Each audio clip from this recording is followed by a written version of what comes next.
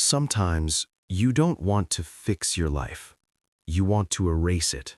Not because it's terrible, but because it feels heavy. You imagine deleting everything.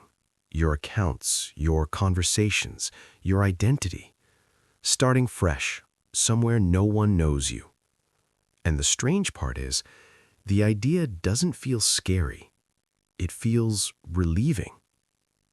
But that relief is trying to tell you something, and it's not what you think.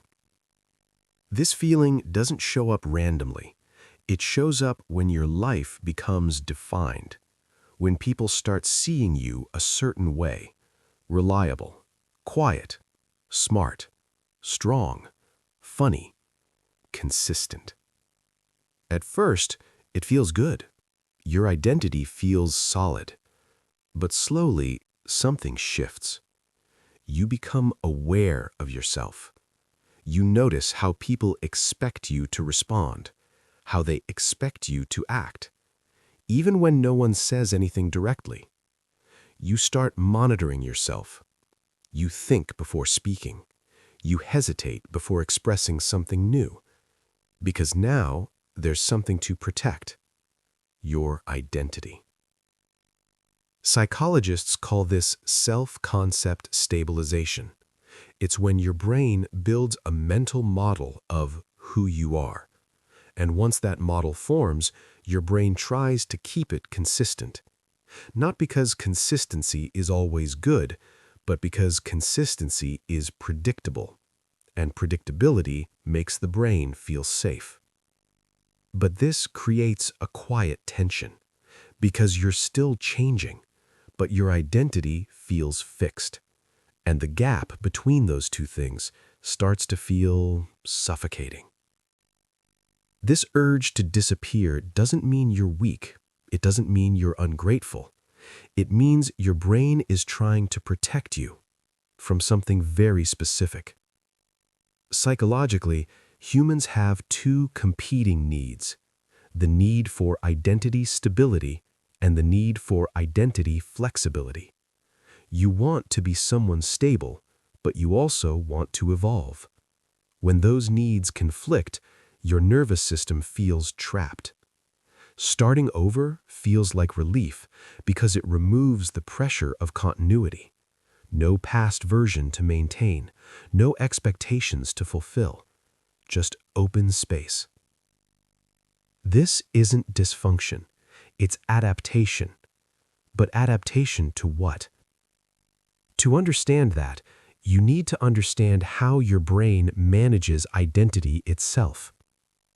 Your brain treats your identity like a prediction model, not a truth, a prediction.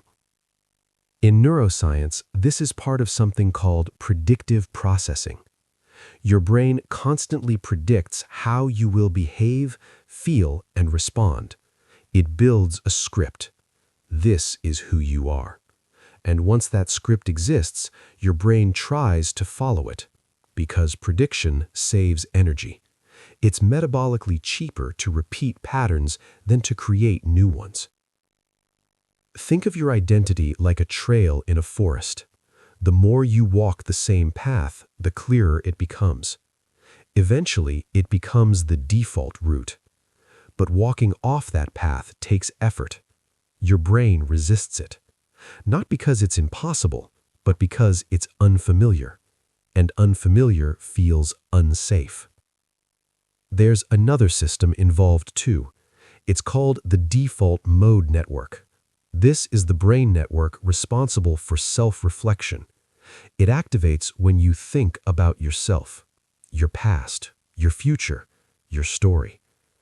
When this network becomes overactive, you become hyper-aware of yourself as an object. You don't just live, you observe yourself living. This creates psychological distance. You stop feeling like a fluid person. You start feeling like a fixed character. And characters can't easily change. So your brain offers a shortcut. If the identity feels restrictive, destroy the environment that reinforces it. Start over. Because in a new environment, your predictive model resets. No expectations, no established path, just open terrain. But there's a problem with this strategy. Because the identity model doesn't live in your environment, it lives in your nervous system. Which means starting over doesn't actually reset the system. It just delays the conflict until the new identity stabilizes, and the cycle repeats, unless you understand how to interrupt it. This isn't about forcing yourself to stay the same. It's about teaching your brain that identity can be flexible without being erased. Here's how. Step 1. Reduce identity rigidity. What to do? Stop describing yourself in permanent terms. Not, I am this kind of person. Instead, I tend to do this sometimes. Why it works. This weakens what psychologists call self-schema rigidity. Self-schemas are mental structures that define who you are. The more rigid they are, the harder it feels to change. When you soften your self-descriptions, your brain allows more behavioral variation. Example: instead of thinking, I'm a quiet person, you think, I've been quiet in familiar environments. This creates psychological permission to act differently. You don't break the identity, you expand it. Step 2. Introduce small prediction errors. What to do? Do small things that contradict your usual pattern. Not dramatic changes, tiny ones. Why it works. Your brain updates identity through prediction error. When your behavior differs from expectation, your brain adjusts its model. This is how identity evolves neurologically.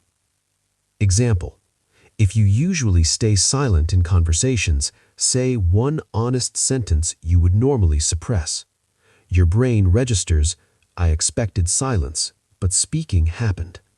The model updates. Slowly. Identity shifts through accumulated evidence, not declarations. Step 3. Separate identity from environment. What to do? Change behaviors within the same environment, not by escaping it. Why it works. If identity only changes when environments change, your brain learns that escape is necessary for transformation. But when identity changes inside familiar environments, your nervous system learns that identity is internally flexible. Example: you express a new opinion with people you know well, instead of becoming someone new elsewhere. This teaches your brain that identity is not location-dependent, it's state-dependent. You don't need a new life to be new. Step 4. Reduce self-observation. What to do? Engage in activities where you lose self-awareness. Physical movement helps. Walking, cleaning, drawing. Why it works. This reduces activity in the default mode network, which reduces excessive self-monitoring. When self-monitoring decreases, identity becomes fluid again. Example: notice how you feel less stuck after long walks, because your brain temporarily stops reinforcing the fixed identity model. You stop observing yourself. You return to inhabiting yourself. Your identity is not a structure, it's a process, like a flame. It only exists because it keeps moving. When it stops moving, it feels like it's dying.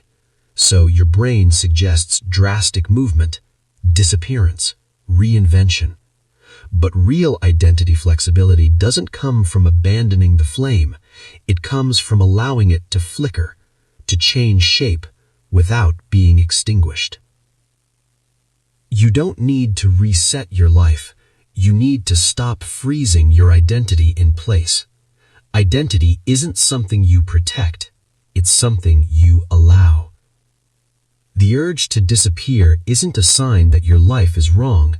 It's a sign that your identity feels trapped, not by reality, but by prediction. Your brain learned who you are, and now it's waiting for new evidence. Not destruction, just evidence. Small moments, quiet contradictions, tiny expansions. You don't need to become someone else.